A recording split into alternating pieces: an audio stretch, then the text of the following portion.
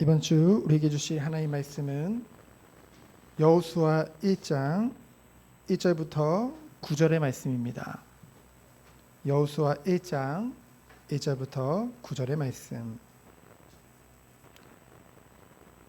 우리 한 절씩 교독하도록 하겠습니다. 저부터 읽겠습니다. 여호와의 종 모세가 죽은 후에 여호와께서 모세의 수종자 눈의 아들 여호수아에게 말씀하여 이르시되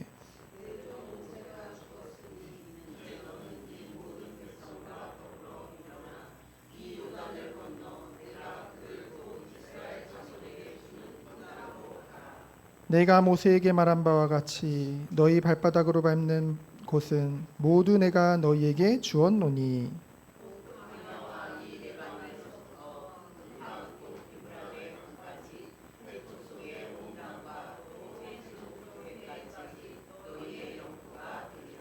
내 평생에 너를 능히 대적할 자가 없으리니 내가 모세와 함께 있었던 것 같이 너와 함께 있을 것임이니라. 내가 너를 떠나지 아니하며 버리지 아니하리니.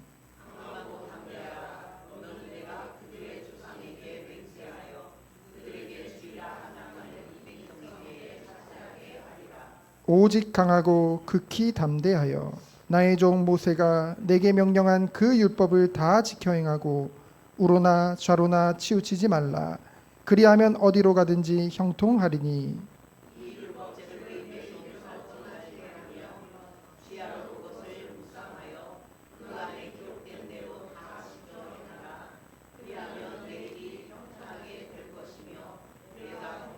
함께 보시겠습니다. 내가 내게 명령한 것이 아니냐. 강하고 담대하라. 두려워하지 말며 놀라지 말라. 내가 어디로 가든지 내 하나님 여호와가 너와 함께 하느니라 하시니라. 아멘. 이번 주 우리가 함께 나눌 말씀의 제목은 어디로 가든지 너와 함께 하느니라입니다. 우리가 성경을 늘 나누죠. 성경은 하나님의 말씀입니다. 하나님의 약속이죠. 지금도 그리고 영원히 살아있는 생명력 있는 말씀인 줄 믿습니다. 우리가 예배당 이전을 앞두고 있죠. 이제 새로운 시작을 앞둔 시기에 일부러 맞추려고 한 것이 아닌데 하나님이 이 여호수아 말씀을 우리에게 순서대로 나가다 보니까 이제 나누게 되어졌어요. 또 신기한 거는 오늘 생명의 삶 보셨죠? 본문 똑같습니다. 그렇죠? 오늘 생명의 삶도 여호수아를 큐티도 당하게 되어집니다. 이 여호수아를 벌써 한 달 전부터 쭉 계속 묵상하면서 준비하는 가운데 하나님께서 굉장히 저를 위로해주고 격려해주는 그런 느낌을 받았어요. 읽으면 읽을수록 위로가 되고 굉장히 힘이 나더라고요. 아시는 분은 아실 텐데 제 영어 이름이 뭔지 아시나요? 조슈아입니다. 조슈아. 이건 대학교 때 지은 건데 그래서 20년 넘었거든요. 여호수아입니다. 저는 원래 이 성경을 쭉 대학 때 읽다가 갈렙에게 은혜를 받았어요. 그래서 나는 갈렙이 되겠다. 보이지 않는 곳에서 조용히 섬기는 갈렙이 되겠다 했더니 제 어머니가 여호수아가 되라 해가지고 여호수아로 그래서 조슈아. 이제 제가 그 학교에서 이제 대학 영어 시간에 이 영어 이름을 꼭 만들어 오라고 했기 때문에 그때 이제 조슈아라고 해서 지금까지 이제 쓰고 있는데요. 그러다 보니까 제가 뭐 여호수아는 아니지만 그 이름이 같다 보니까 더 이 성경을 읽는데 더 저에게 하시는 말씀인 것 같더라고요. 저뿐만이 아니라 우리 모두에게 주시는 하나님의 말씀인 줄 믿습니다. 그래서 이 여호수아서의 시작을 보면은 이제 여호와의 종 모세가 죽은 후라고 했죠. 이제 새로운 시대와 새로운 시작이 되어지는 것입니다. 그래서 이 여호수아를 쭉 읽어보면요, 이 여호수아는 뭐 신명기나 이런 것보다는 좀 더 빨리 끝날 수도 있어요. 왜냐하면 20몇 장까지밖에 없기 때문에. 근데 그 내용을 보면은 1장부터 12장까지는 약속의 땅을 정복하는 것입니다. 그리고 13장부터 24장까지는 이제 그곳에 정착하는 그런 이야기죠. 그 과정 중에서 우리는 무엇을 볼 수 있냐면요, 하나님의 약속이 반드시 지켜진다는 것을 우리는 보게 되어집니다. 그러면서 그 과정들을 보면은요, 하나님이 이제껏 보여주셨던 것보다 훨씬 더 단호하신 것을 볼 수 있어요. 무엇에 대해서요? 죄에 대해서. 굉장히 분명하고요, 명확하고요, 그런 사실들을 아주 직설적으로 보여주는 것이 바로 여호수아입니다. 그래서 어떤 사람은 하나님은 사랑의 하나님인데 너무 잔인한 거 아니냐라는 말을 할 만큼, 근데 잔인한 것이 아니죠. 하나님은 공의 하나님이십니다. 그것을 정확하게 보여주죠. 근데 중요한 것은 뭐냐면요, 이제 약속의 땅을 향해서 요단강을 건너고요, 그 땅을 이제 차지하고요, 그 땅에서 이제 정착해서 살아가게 되어지죠. 근데 중요한 것은 순종적인 삶을 살아가도록 하나님이 이제 정복이 목적이 아니라, 정착이 목적이 아니라 그 가운데서 하나님 앞에 하나님의 백성다운 삶을 살아가도록, 그것에 대해서 이제 가르쳐주는 것이 바로 여호수아 전체입니다. 그래서 성경은 반드시 은혜의 말씀, 이 복음을 담고 있죠. 그런데 그에 대한 반응으로 우리 또한, 이 사랑을 받은 우리가 그에 대한 반응으로 이 믿음을 실천하는 것 또한 말씀하고 있습니다. 그래서 우리의 행함은요, 이 반응으로 인한 행함은요, 구원의 조건은 아니에요. 구원의 조건은, 인간적인 것은 그 어떤 것도 없습니다. 모든 것이 하나님 은혜예요. 그러면은 우리가 행하는 이 행함과 실천은 무엇이라고 말할 수 있을까요? 바로 구원의 조건이 아니라 이 은혜로 베풀어 주신 이 구원에 대한 마땅한 감사의 반응인 것이죠. 우리는 영적인 존재이기 때문에. 조건은 아니지만은 하나의 기준은 되어질 수 있습니다. 완전한 기준은 아니에요. 왜냐하면은 하나님의 구원의 작전 가운데 있음에도 불구하고 사람마다 변화되어지는, 주님을 닮아가는 그 속도는요, 다 달라요. 그렇죠? 근데 분명한 것은 그것 또한 하나의 기준이 될 수 있다는 거죠. 그래서 3절로 4절을 보면요, 그들이 차지할 약속의 땅에 대해서 말을 하고 있는데요, 실제로 이후에 가나안은 정복하고 정착하는 그 과정 중에서요, 하나님은 이 약속의 땅을 차지할 것을 말씀하셨지만은 각 지파마다, 각 사람들에게 조건적으로 성취되는 것을 우리는 보게 되어집니다. 순종의 여부에 따라서 완전한 소유가 되느냐, 그것이 지속되느냐 안 되느냐, 그것을 우리는 말씀을 통해서 앞으로 보게 되어지겠죠. 여러분, 우리의 대적 마귀는요, 왜 성도들을 끊임없이 공격하고 유혹할까요? 여러분, 그런 생각 해보셨어요? 왜 미혹하려고 할까요? 그 이유는 빼앗을 것이 많기 때문입니다. 하나님의 백성에게 빼앗을 것이 많다는 거예요. 다른 말로 하면 우리가 그만큼 하나님으로부터 많은 축복을 받았다는 것이죠. 하나님의 백성들이. 우리는 구원받은 하나님의 백성인 줄 믿습니다. 그렇기 때문에 순간순간 매일매일이 소중한 거예요. 우리가 지난주에 살폈던 것 같이 에베소 5장 16절에 보면은, 지난주가 아니군요, 저번주에, 세월을 아끼라고 했죠. 하나님의 완전한 작정 안에서, 그 안에서 우리에게 주어진 기회들이 너무나도 많습니다. 하나님은요, 우리를 들어 쓰시고자 하는 분명한 계획이 있어요. 우리 능력으로는 불가능하죠. 우리 결단으로 지속할 수 있나요? 아무리 결단해봐도요, 우리의 연약함을 스스로 이겨낼 수가 없어요. 오직 하나님만 의지함으로 이 일을 행할 수 있는 줄 믿습니다. 그럼 언제 성령 하나님께서 일하실까요? 믿을 때 일하시거든요. 그럼 믿음은 언제 오나요? 들을 때 나죠. 그래서 하나님의 말씀인 이 성경을 우리는 날마다 들어야 될 줄 믿습니다. 잘 안 되더라도요, 당장 바뀌지 않더라도요, 들어야 돼요. 그러한 면에서 지금 이 자리에 여러분들이 앉아서 말씀을 듣고 있는다는 것이 하나님의 크신 은혜요, 그리고 하나님의 은혜를 이미 주신 줄 믿습니다. 그래서 제가 늘 기도하죠. 하나님이 은혜 주셔서 이 자리에 모아주심에 감사드립니다. 하나님의 은혜인 줄 믿습니다. 그래서 여호수아는요, 정복과 정착이에요. 이제 하나님의 약속의 땅을 들어가죠. 하나님의 통치하실 땅을 들어가게 됩니다.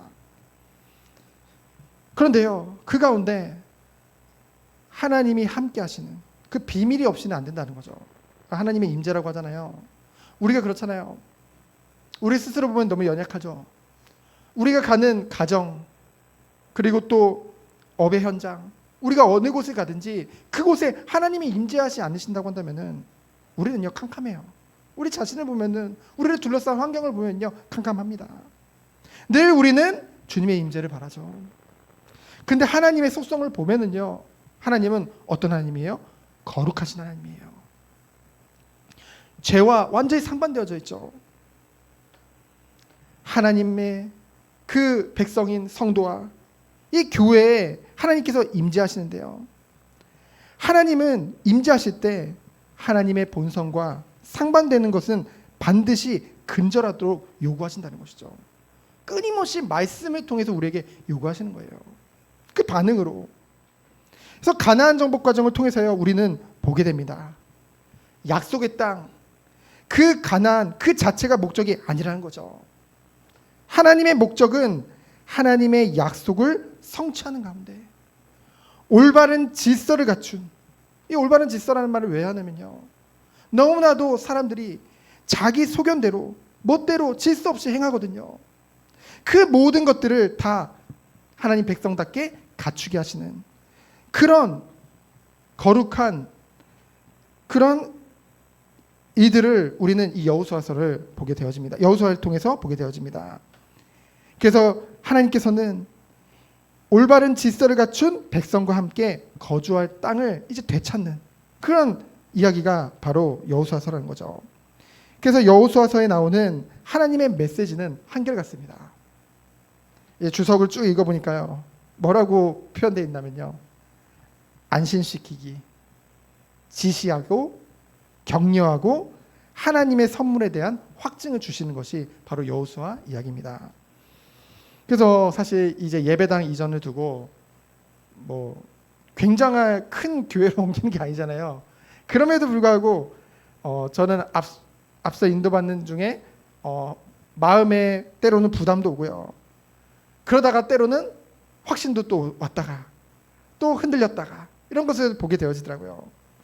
그 하나님께서 이 말씀을 통해 다시 한번 저를 격려하시고 위로하시고 힘을 주시는 것을 우리는 보게 되어졌습니다.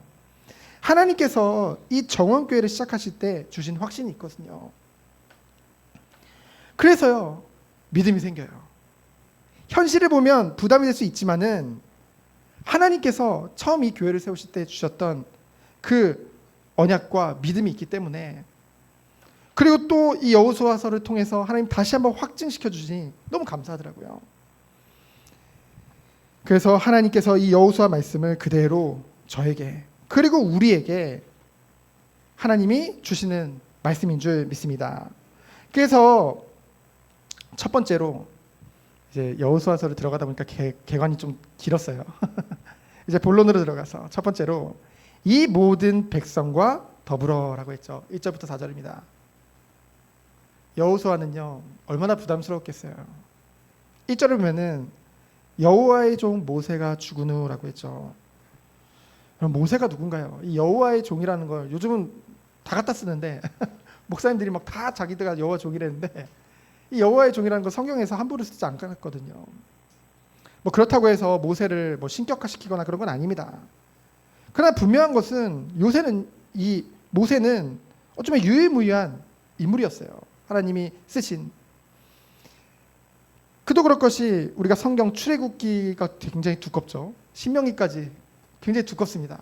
근데 이 출애굽기 2장에 모세의 출생이 나와 있고 신명기 34장에 모세의 죽음이 나와 있어요. 그만큼 이 비중이 크고 굉장히 중요한 인물이라는 거죠. 근데 그 여호와의 종은 죽었고 이제 누가 남은 거예요? 그의 수종자. 수종자라고 하니까 뭔가 있어 보이는데 다른 말로 하면 조수란 뜻이거든요. 조수. 그렇죠? 그 여호수아만 남은 거예요. 여러분, 그 여호수아만 봤을 때 믿음직스러운가요? 든든한가요? 아니죠. 근데요, 이제 하나님께서 우리에게, 그 이스라엘 백성에게 말씀하시는 대상이 바로 이 여호수아라는 거죠. 이 여호수아를 통해서 하나님은 약속의 땅을 차지하라. 그것을 명령하고 계십니다. 여호수아에게 하나님이 지시하시고 그 땅에 들어가라고 하시고 하나님이 함께 하실 것을 말씀하시죠. 그래서 2절에 보면은 하나님께서 직접 여호수아에게 말씀하십니다. 이제 모세가 죽었다고 해서 하나님의 이 선지자적인 이 리더십이 끝나는 것이 아니라 여호수아를 통해서 그대로 이어지는 것을 우리는 보게 되어지죠. 내 종 모세가 죽었으니 이제 애도 기간이 이제 끝났겠죠. 이제는 여호수아에게 무엇을 확인시켜 주시냐면요, 너는 혼자가 아니라는 것을 말씀하십니다.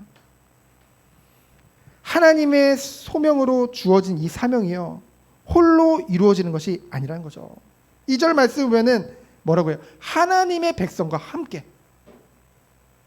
이 모든 백성과 더불어라고 말을 하고 있죠.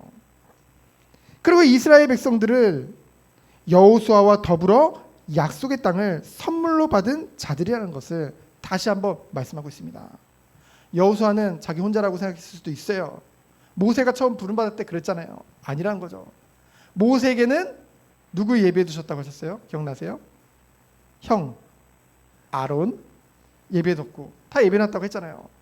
근데 이 여호수아에게는 이 이스라엘 백성들을 다 예배해 두셨다는 거예요.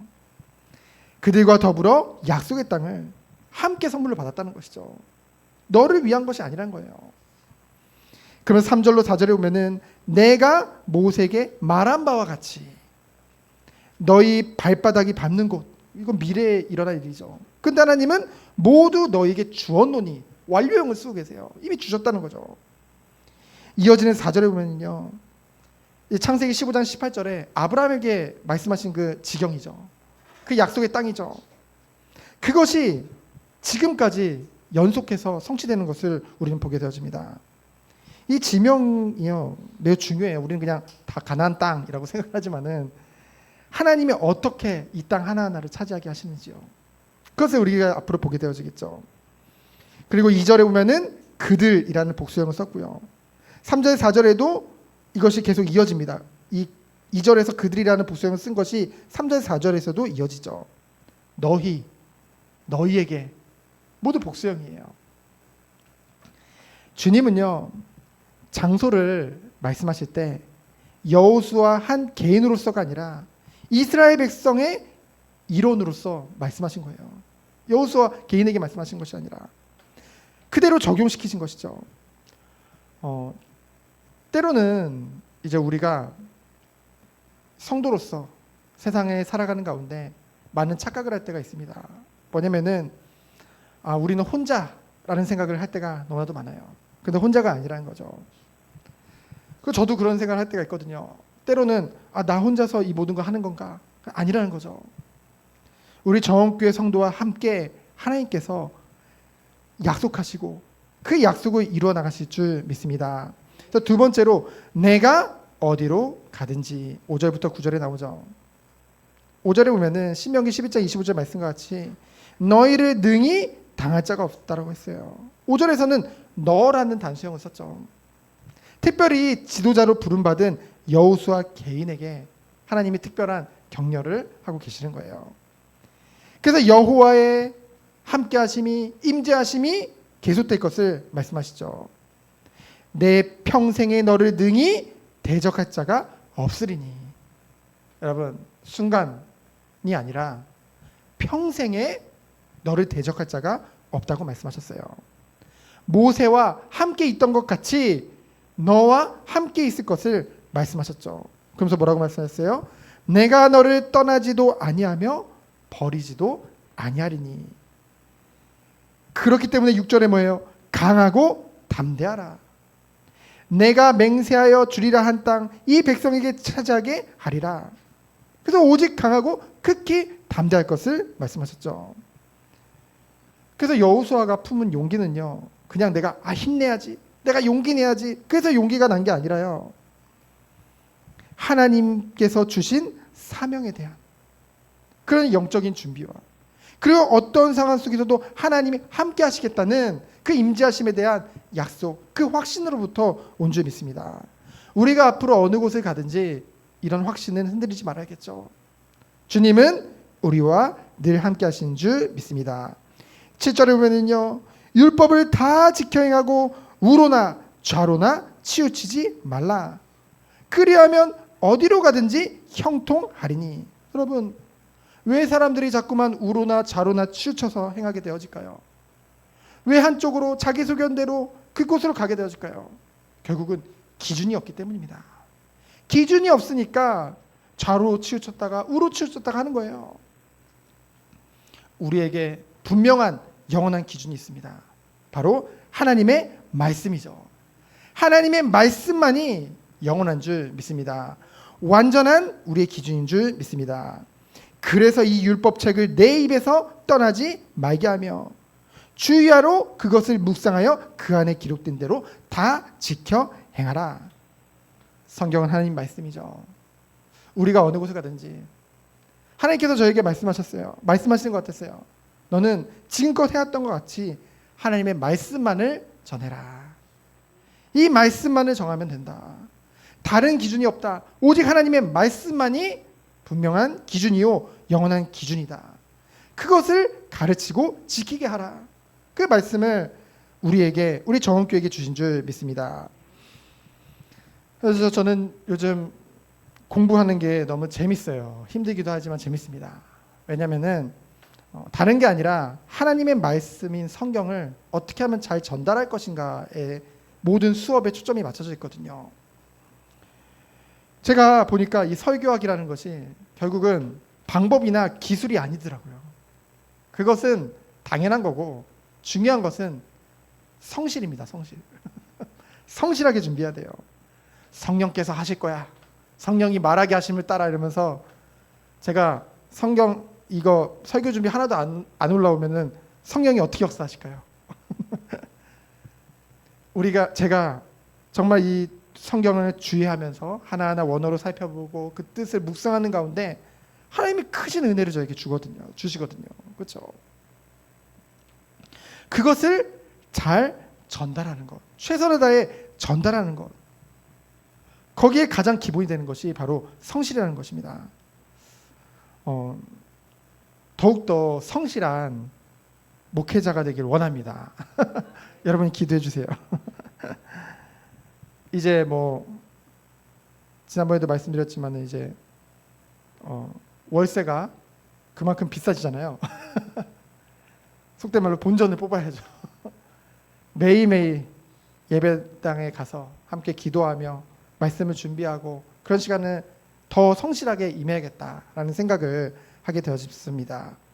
그래서 9절에 보면은요, 하나님의 명령이죠. 강하고 담대하라. 두려워하지 말며 놀라지 말라.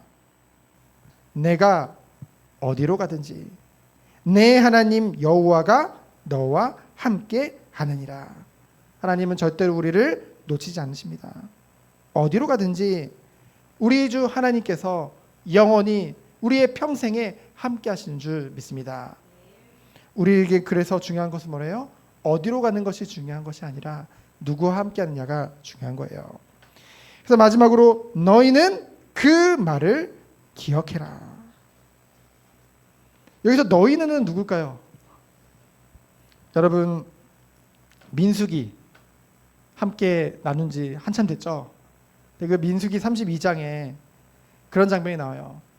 이제 여리고를 이제 요단강을 앞에 두고 이제 약속의 땅을 앞에 두고 먼저 이 요단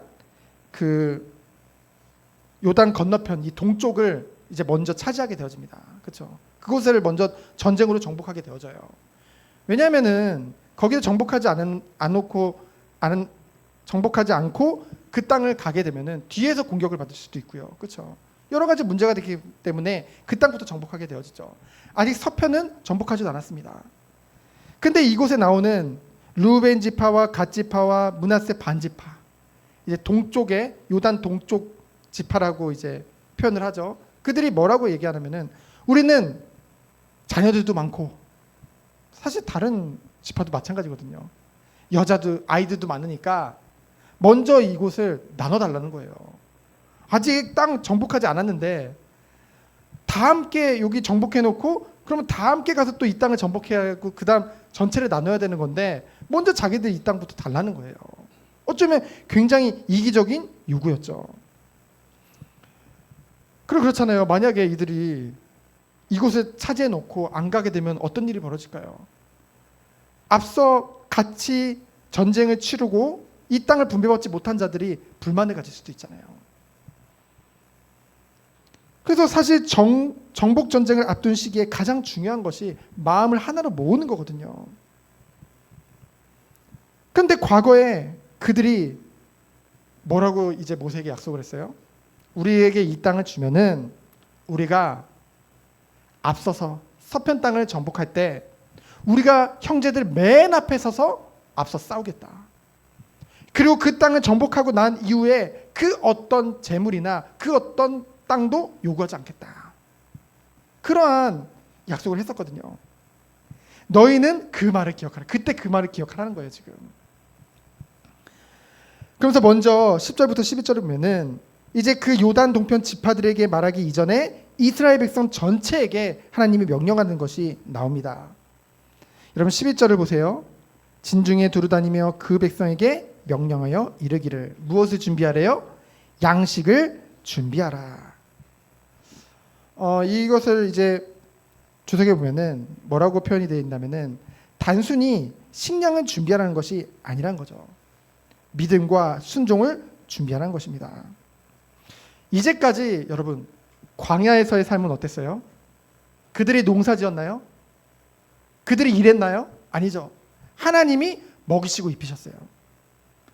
배고프면 만나를 먹이시고 목마르면은 반석을 쳐서 물을 내게 하시고 그리고 고기가 먹고 싶다 그러면 메추라기 때 보내주시고 이 일을 하나님이 이루셨거든요. 근데 이제는 어떻게 하래요? 그 약속의 땅에 정착하면 니들이 그것을 위해서 양식을 스스로 준비하라는 것이죠. 우리 정원교회가 세워지고서요. 이 목회자들은 그런 간증 되게 좋아하거든요. 같이 모이면은 그런 간증 되게 저는 한 번도 한 적이 없는데 조금 얘기하니까 되게 막 좋아하시고 은혜 받더라고요. 이 정원교회가 생겨지는 과정 중에도요. 우리가 성도가 처음에는 지금도 많지는 않지만 그때 더 없었잖아요. 그러니까 오직 바라볼 것 주님밖에 없었어요. 없으니까 별의별 일이 다 일어났습니다. 예를 들면 막 쿠팡에 물건을 시켰는데요. 막 더 비싼 걸 보내줘요. 반품하라니까 그냥 쓰래요. 그래서 제가 원래 주문했던 것에 안 맞는 거예요. 근데 그 사람들이 잘못 보내준 게 잘 맞는 거예요. 그런 일도 벌어지고요. 막 에어컨을 설치하는데 이분이 전 그렇게 요구한 적 없거든요. 본인 말로는 나이롱 신자인데 근데 이거 견적을 두 대인데 한 대분으로 낸 거예요. 그래가지고 자기가 밤새 고민을 했대요. 그러다 결국은 그냥 한 대분으로 해드리겠습니다. 라고 해가지고 설치비를 이제 한 대비로 해주고요. 그런 일도 벌어지고요. 우리 그 아내가 저거 신디사이저 놓고 기도하는데 사면 되는데 기도하더라고요. 그랬더니 어떤 아시는 분이 저희는 잘 모르시는 분인데 저희 어머니 아시는 분이 이제 사라고 100만 원 주고 가고요.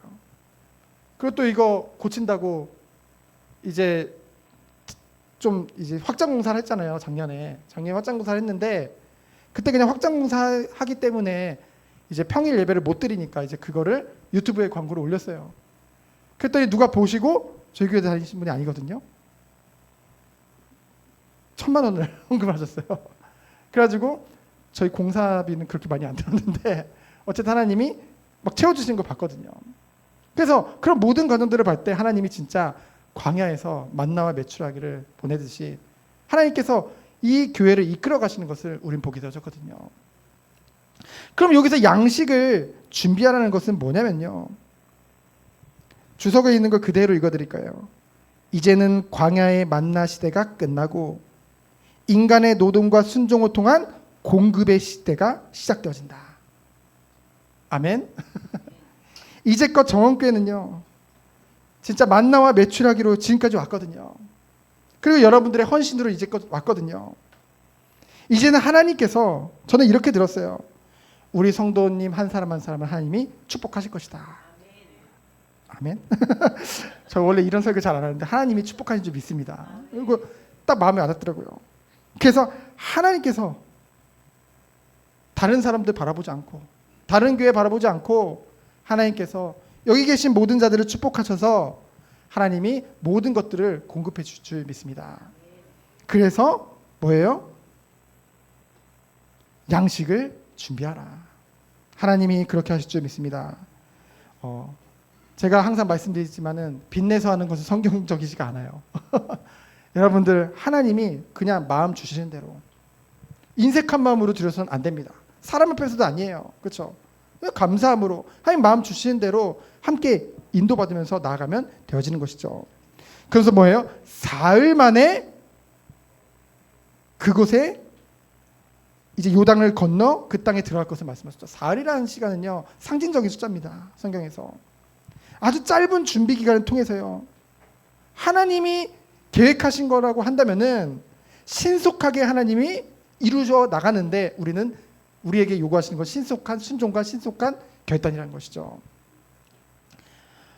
이 예배당을 찾아러 다닐 때 안 되는 것을 진짜 안 되게 하시더라고요.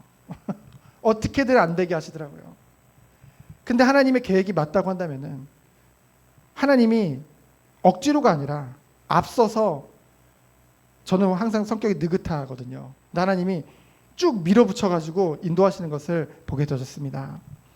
우리가 믿음으로 응답해야 될 줄 믿습니다. 그래서 하나님께서 너희에게 주사 차지하게 하시는 땅을 차지하기 위해서 들어갈 것임이니라. 하나님의 약속은 은혜로 주어졌습니다. 그것을 믿음으로 취하는 그 행위는 우리의 믿음인 줄 믿습니다. 나가야겠죠. 그래서 12절에 보니까요. 이제 요단 동편 지파에게 얘기하는 거예요. 여러분 솔직히 말해서 요단 동편 지파 입장에서 보면요. 이미 자신들의 땅 다 차지했어요.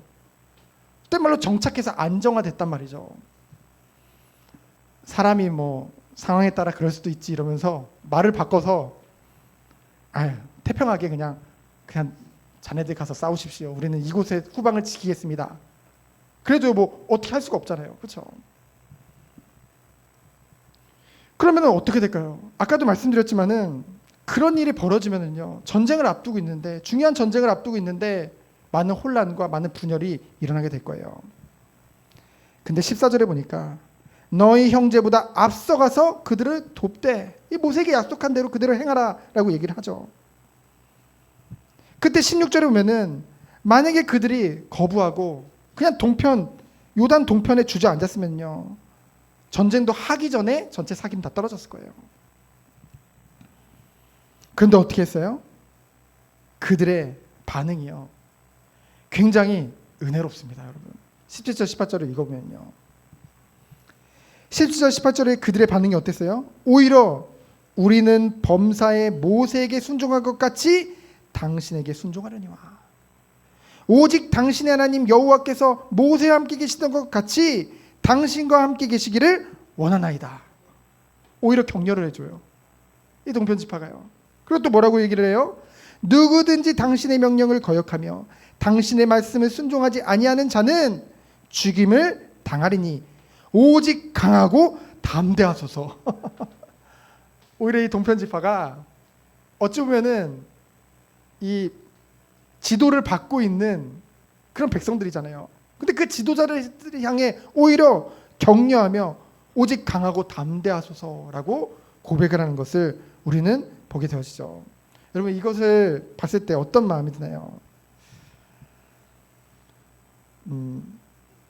보통은 이제 훌륭한 지도자 밑에 훌륭한 백성들이 나오고 또 훌륭한 목회자 밑에 훌륭한 성도들이 좋은 성도들이 나온다고 얘기를 합니다. 그건 맞죠.